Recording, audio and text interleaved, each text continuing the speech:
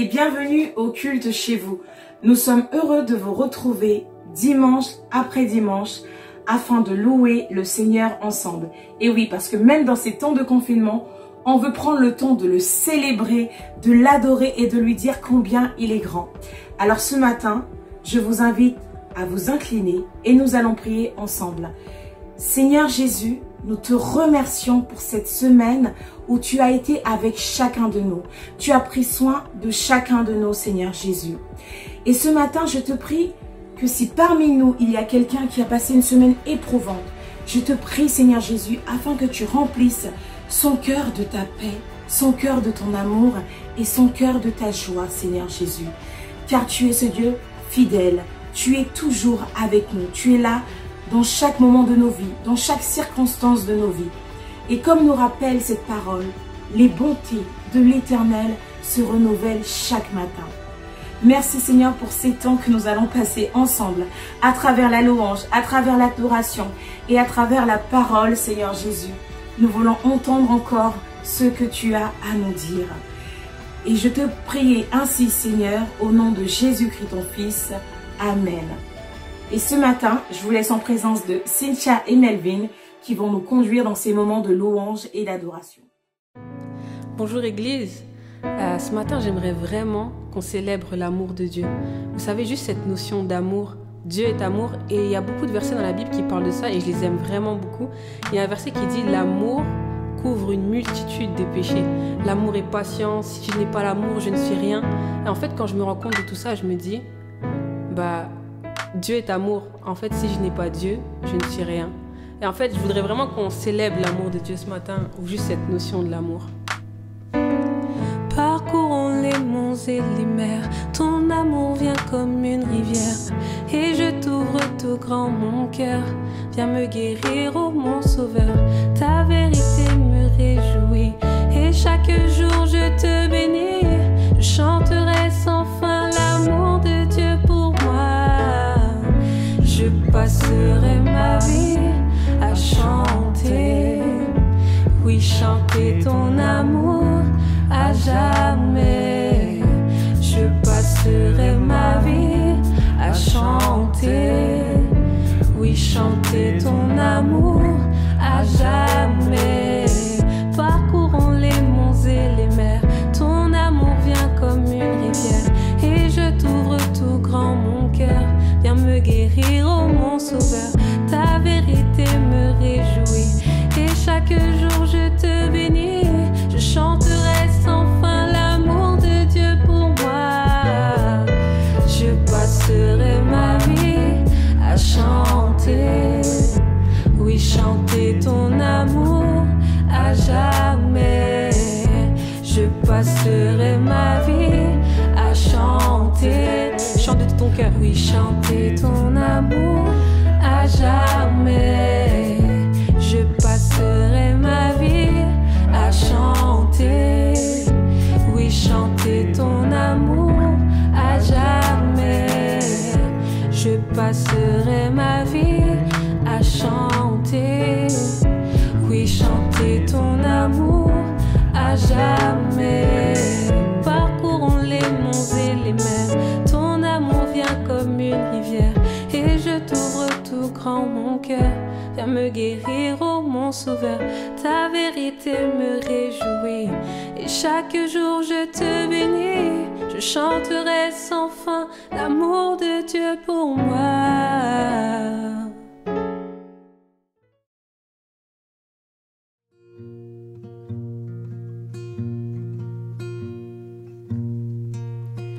Comment expliquer et comment décrire un amour si grand, si puissant que rien ne peut le contenir. Et tu sais mes espoirs, Seigneur, tu sais mes craintes, et mes mots sont bien petit pour dire tout l'amour que j'ai pour toi. Comment expliquer? Comment expliquer? Et comment décrire? Et comment décrire un amour si grand, si puissant que rien ne peut le contenir. Et tu sais mes espoirs, tu sais mes espoirs, Seigneur, tu sais mes craintes, Seigneur, tu sais mes craintes. Et mes mots sont bien trop petits pour dire tout l'amour que j'ai pour toi. Alors entends mon cœur, mon esprit qui te loue. Entends le chant d'amour d'un enfant racheté. Je prendrai mes faibles mots pour te dire quel Dieu merveilleux tu es. Mais je ne pourrai pas te dire combien je t'aime. Alors entends mon cœur. Si tout comme la pluie, les mots pouvaient couler,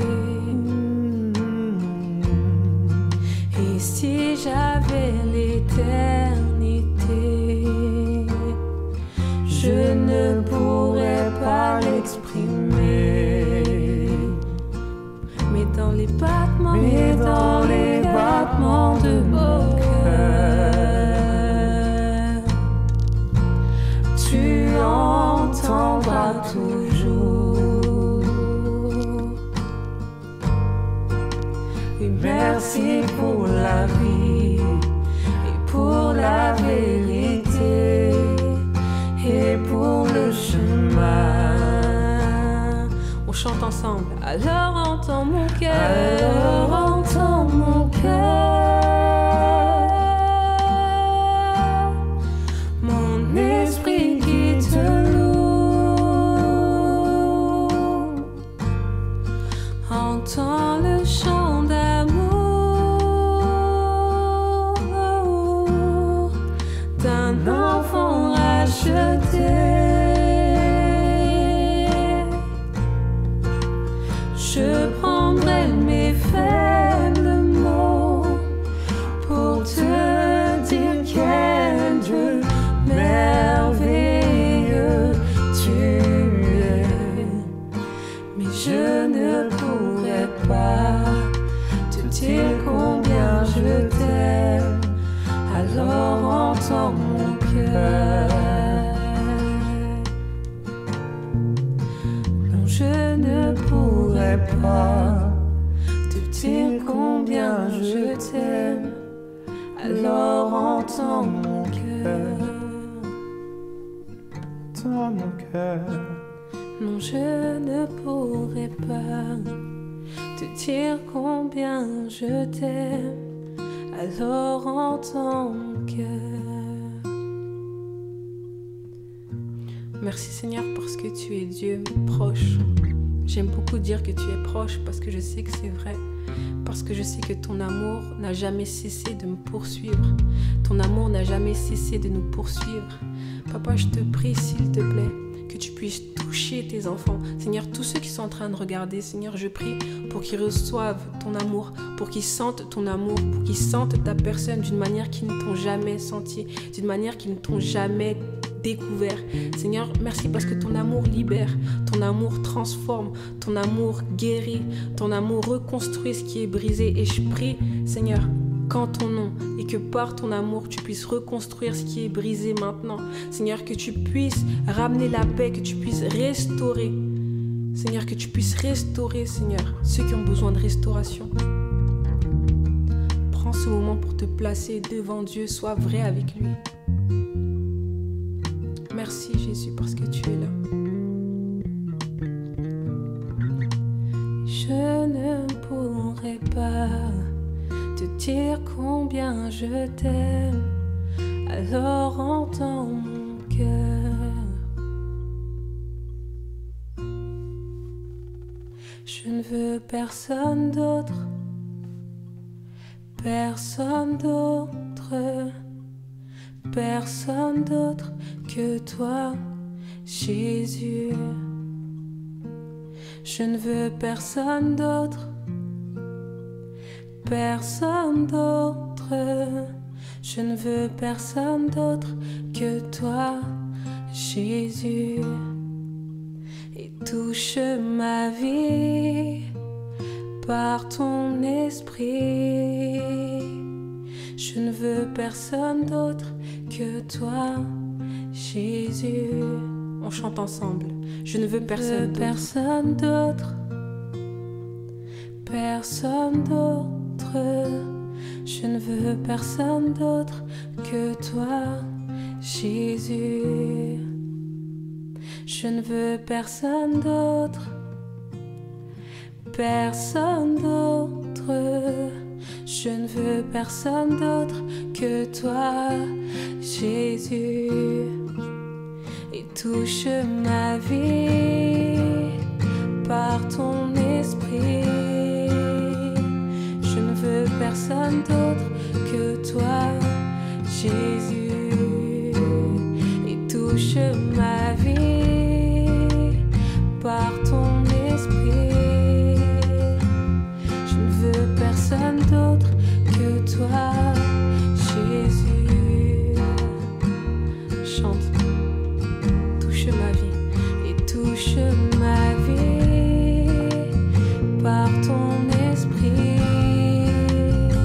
Je ne veux personne d'autre que toi, Jésus. Et touche ma vie par ton esprit. Je ne veux personne d'autre que toi, Jésus.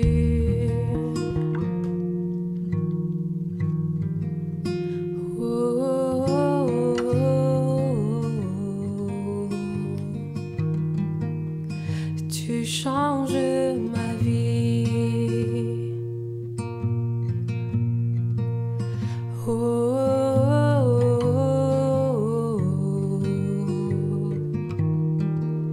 Et tu changes ma vie. Bonjour à tous frères et sœurs, c'est un privilège pour moi de pouvoir vous voir à nouveau. Ça fait quelques dimanches que je n'ai pas pu me connecter et surtout pouvoir partager la parole avec vous. Pendant ces quelques temps, j'étais malade et j'avais d'importantes difficultés à respirer.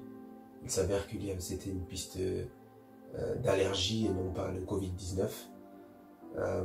Cela dit, j'ai passé des moments assez compliqués avec des très fortes difficultés à respirer. Mais le Seigneur m'a fait grâce, vous me voyez aujourd'hui, bien portant. Le Seigneur m'a fait grâce et aujourd'hui, bien que j'ai encore des examens à faire, des tests à faire, mais le plus inquiétant est de côté. Donc merci Seigneur pour ça. Dans ce temps justement où j'ai pu avoir du temps seul, du temps à la réflexion, je me souviens d'un jour où j'ai prié alors que j'étais allongé dans mon lit. Et je priais, je disais, Seigneur, s'il te plaît, aide-moi. Parce que c'est compliqué. Et dans ces cas-là, on envisage tout. Et ensuite, mes prières ont changé. pour réclamer au Seigneur plus de lui. Et je peux vous dire que dans cette période, de ce temps un peu particulier que j'ai vécu un réveil. Et aujourd'hui, en fait, j'aimerais vous parler, m'entretenir avec vous sur justement le thème du réveil.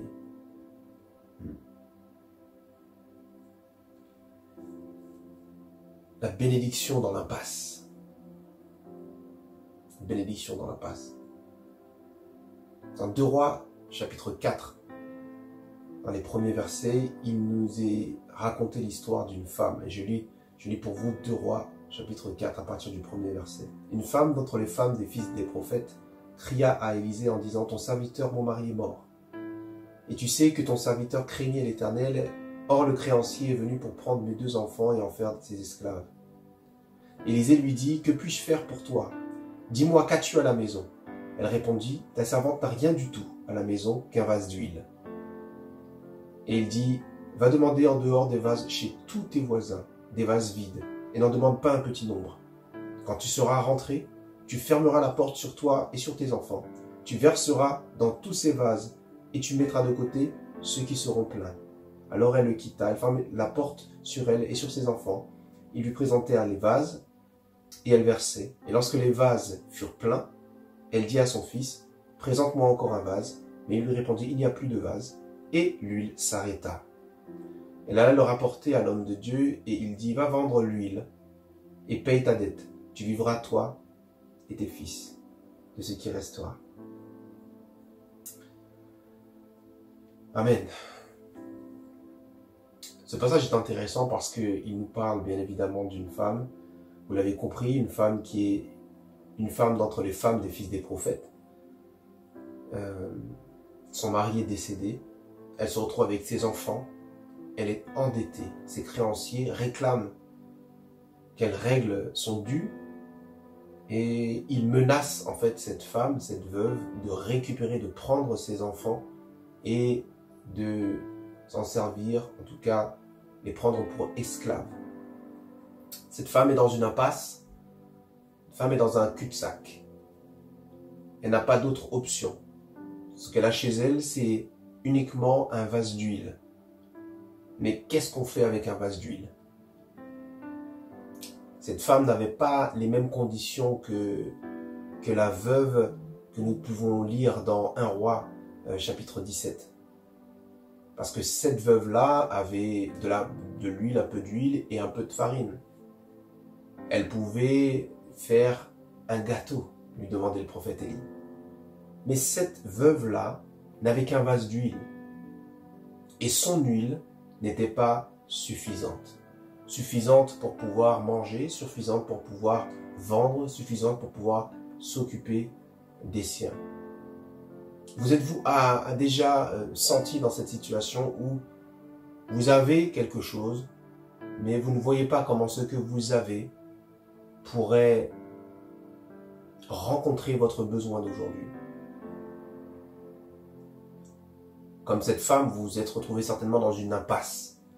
Et c'est exactement le point sur lequel j'aimerais qu'on s'arrête aujourd'hui. Je le disais tout à l'heure, dans ma situation, je n'avais pas vraiment de solution. Je souffrais, je n'arrivais pas à respirer et j'envisageais le pire.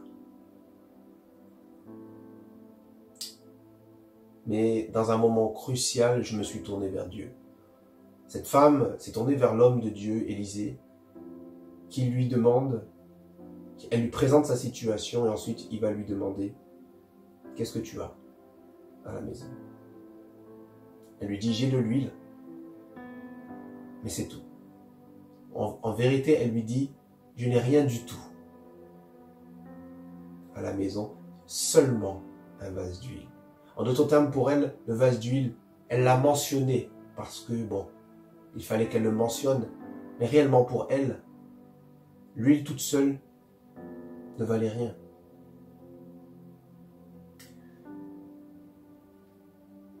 Élisée, lui, qui voit autrement, après toutes ces expériences passées auprès du prophète Élie, il considère maintenant les situations un peu différemment et il dit à cette femme, va dehors chez tous tes voisins. Il va amener cette femme en fait à découvrir peut-être quelque chose qui est un peu compliqué pour beaucoup, parce que quand souvent on a des situations compliquées, on se recroqueville sur nous-mêmes. Souvent les hommes sont comme ça. Dans certaines cultures, on est souvent comme ça. Mais cette femme, elle avait un souci, une difficulté. Non seulement elle va voir une personne qu'elle pense pouvoir l'aider, mais elle est maintenant obligée d'aller vers son voisinage. Révéler sa vulnérabilité. Une des premières choses en fait que cette femme va découvrir et va faire, c'est qu'elle va obéir. Elle va obéir au prophète, elle va obéir à l'homme de Dieu. Elle va sortir de chez elle. Elle va sortir de son confort. Et elle va être vulnérable. Elle va être vulnérable dans l'obéissance. Alléluia. Elle va ensuite frapper à la porte de tous ses voisins. On ne sait pas combien de voisins elle avait, mais permettez-moi de suggérer qu'elle en avait peut-être 10, peut-être 15. Je ne sais pas. Mais il fallait qu'elle tape à la porte de tous ses voisins. Ainsi, tous ses voisins étaient au courant qu'elle est dans une situation particulière. Il me manque des vases. J'ai besoin de vases. Aurais-tu un vase? Mais c'est pour quoi faire? J'ai besoin d'un vase. Quelqu'un qui demande, c'est quelqu'un qui reconnaît, qui admet sa limite, qui reconnaît qu'il n'a pas. Et c'est dans cette étape-là qu'elle se trouvait. Ensuite, il a fallu qu'elle fasse des efforts, parce que récupérer des vases, faire les allers-retours pour déposer les vases à la maison, récupérer encore de nouveaux vases, etc. La quantité d'huile nécessaire pour payer sa dette et subvenir à sa famille devait être importante. Elle a dû récupérer énormément de vases. Peut-être que ça lui a duré, ça a duré le fait de récolter ces vases. La récolte des vases peut-être a duré peut-être quelques heures, peut-être une demi-journée. Ça a été certainement pénible et long. Mais elle a obéi, sans rechigner, parce que quelqu'un qui souffre, quelqu'un qui n'a plus d'option, quelqu'un qui est dans une impasse, on n'a pas à prier cette personne pour obéir. Il se peut que tu te trouves dans une impasse, et c'est dans cette impasse-là que tu vis tes meilleurs instants avec Dieu, que tu es prompte à obéir, prompte à faire ce que Dieu te dit à la lettre.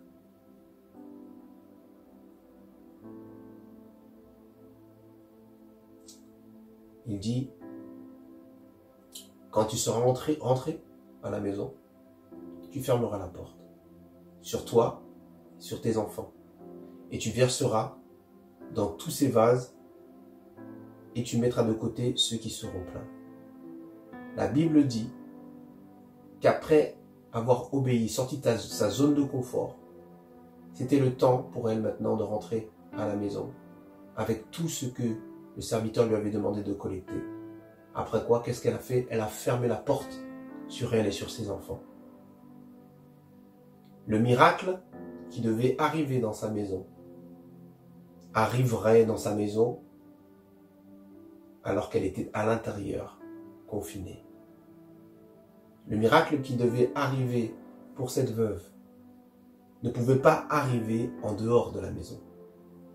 Il fallait qu'elle entre dans la maison, qu'elle ferme la porte.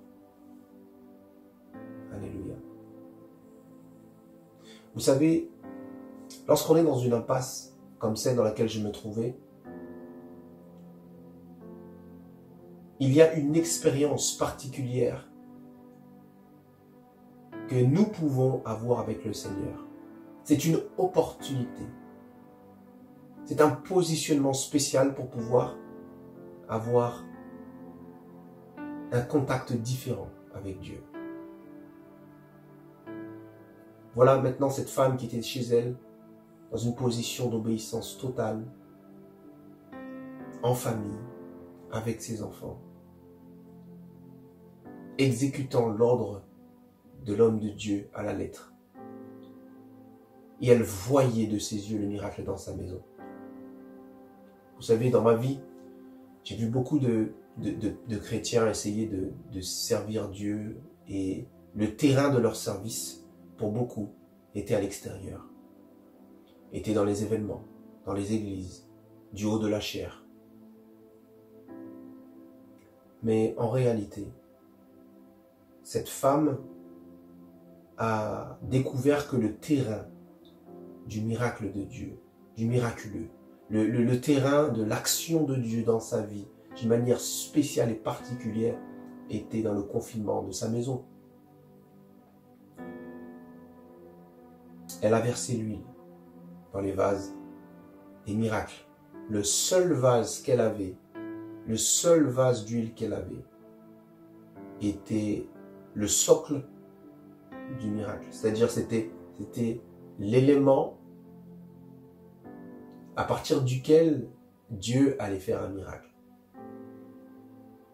Mais il est clair, au vu de ce que nous avons lu tout à l'heure, dans ce fameux miracle, l'huile qui a pu remplir tous ces vases qu'elle avait récoltés, ce n'était pas l'huile qu'elle avait à la base. Ce n'était pas son huile personnelle. Tout l'excédent d'huile qu'elle ne possédait pas venait directement de Dieu. En effet, Dieu a miraculeusement pourvu aux besoins de cette femme en lui donnant l'huile dont elle avait besoin. En multipliant ce qu'elle avait, il lui a donné cette huile. Avec cette huile, elle a pu vendre cette huile et récupérer de l'argent qui lui servirait ensuite à payer sa dette. Avec cette huile, elle a pu vivre correctement avec ses enfants par la suite. Mais avant d'aller plus loin et pour conclure, il nous faut savoir que la star, si je peux dire ça comme ça, de ce passage, ce n'est pas le prophète Élisée. Ce n'est pas non plus cette femme, ce n'est pas ses deux enfants, ce n'est pas non plus les personnes qui se sont venues autour de cette femme pour pouvoir acheter de l'huile. Non. La star de ce passage, c'est l'huile. Mais pas n'importe quelle huile. Je ne parle pas de l'huile qu'elle possédait initialement dans sa maison, qui était insuffisante, qui ne pouvait pas répondre à ses besoins et qui ne pouvait pas la sortir de la situation terrible dans laquelle elle se trouvait. Non, je parle de l'excédent d'huile. Je parle de l'huile qui a servi à remplir tous ces vases vides. Je parle de l'huile excédentaire. C'est l'huile qui a changé sa situation. C'est l'huile de Dieu qui a changé sa situation. Cette huile-là n'a pas été produite par un agriculteur de la région. Cette huile-là n'a pas été produite par des mains d'hommes. Cette huile est venue directement du miracle de Dieu. Cette huile est venue de Dieu. Quelle que soit l'impasse dans laquelle on peut se trouver, il y a un miracle possible dans ta maison. Il y a un réveil possible. Seigneur, donne-nous ton huile. Voici la prière que j'ai faite dans mon lit. Il y a 10 jours. Je dis, Seigneur, je suis faible. Je n'arrive pas à respirer. Mais ce n'est pas simplement ma condition que je veux voir changer. Aujourd'hui, maintenant, plus que jamais, si c'est mes dernières heures, j'ai besoin de toi. C'est toi que je veux. Je veux ton huile. Je ne veux pas mon huile, je veux ton huile. Et aujourd'hui, j'aimerais vous encourager, là où vous êtes, dans vos foyers. Peut-être certains d'entre vous, peut-être, doivent aller travailler quand même. Où que vous soyez maintenant, alors que vous écoutez le son de ma voix, prenez le temps, faites une pause. Nous sommes très occupés souvent. Faites une pause et demandez l'huile de Dieu. demandez son esprit, demandez sa présence, demandez sa révélation, afin que vous expérimentiez un réveil. Je crois que le réveil arrive déjà, et le réveil de Dieu a déjà commencé, mais ce réveil commence dans le cœur de chaque individu. Êtes-vous prêt à recevoir l'huile de Dieu? Et vous savez, le réveil, cette huile qu'elle a reçue, a été au bénéfice de son entourage également. Cela signifie que ce que vous allez recevoir dans ce temps particulier avec Dieu, de Dieu lui-même, cette grâce particulière, sa présence, sa révélation que vous allez recevoir, va vous impacter de telle manière que les gens autour de vous, votre entourage, va être impacté. Des gens vont venir pour dire, je vois qu'il y a une huile chez toi, de qualité, qui n'est pas comme les autres. Je voudrais en avoir. Je crois que le Seigneur prépare son Église et réveille son Église pour impacter les nations. L'Église de Dieu d'Argenteuil, je nous encourage à vivre le réveil du Seigneur afin de rentrer dans une autre dimension. Si vous êtes dans une impasse, oui, il y a une bénédiction dans cette impasse. Il y a une bénédiction. Cette femme l'a trouvée. Ma question, est-ce que vous la trouverez aussi? Je vais prier maintenant. Seigneur, aujourd'hui, nous venons devant toi, premièrement pour te dire merci pour la grâce, pour la vie que tu nous donnes. Et deuxièmement, nous avons soif de toi. Nous avons besoin de toi. Nous te voulons toi. Seigneur, nous avons prié suffisamment pour des choses, des objets, des besoins, des biens matériels. Et aujourd'hui, ce que nous voulons, c'est toi. Viens nous révéler ton cœur maintenant dans notre vie. Au nom de Jésus-Christ. Amen. Que Dieu vous bénisse. À très bientôt.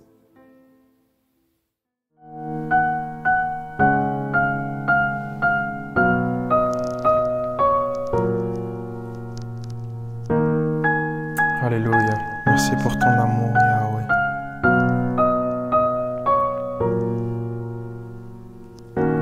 Avant mes premiers mots, tu chantais sur moi. Tu as été si bon pour moi. Avant que je ne respire, tu as soufflé ta vie en moi. Tu as été si gentil avec moi. Oh, l'immense sans fin et amour fou de Dieu vivant pour moi. Oh, il me poursuit, se bat sans fin, les uns les autres pour moi. Je ne pouvais gagner, ne le mériter, mais tu t'es livré pour moi. Oh, l'immense sans fin et amour fou de Dieu vivant pour moi. Yeah. Yeah.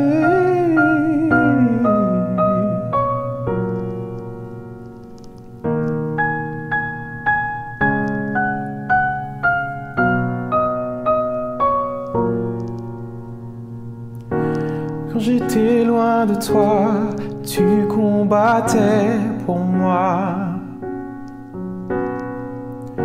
Tu as été si bon pour moi. Quand j'étais sans valeur, tu as payé pour moi. Tu as été si gentil avec moi.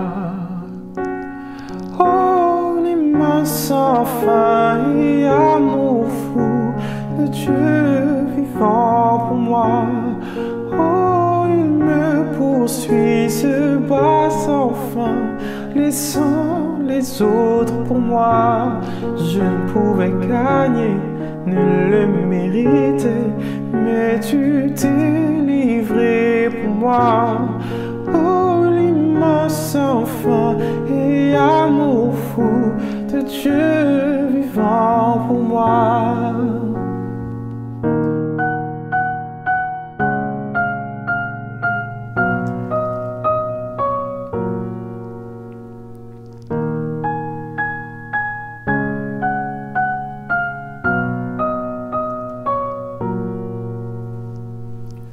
Tu es la lumière dans la nuit, les montagnes affranchies pour me poursuivre. Les murs sont brisés, les mensonges révélés pour me poursuivre. Tu es la lumière dans la nuit, les montagnes affranchies pour me poursuivre. Les murs sont brisés, les mensonges révélés pour me poursuivre. Tu es la lumière dans la nuit, les montagnes affranchies pour me poursuivre. Les murs sont brisés, les mensonges révélés pour me poursuivre. Tu es la lumière dans la nuit, les montagnes affranchies pour me poursuivre. Oh, les murs sont brisés, les mensonges révélés pour me poursuivre. Oh oui Seigneur, tu laisses les 99 autres pour venir me chercher moi qui me suis perdu. Ton amour me poursuit, tu brises tous les obstacles pour venir me poursuivre, comme un berger va chercher sa brebis égarée.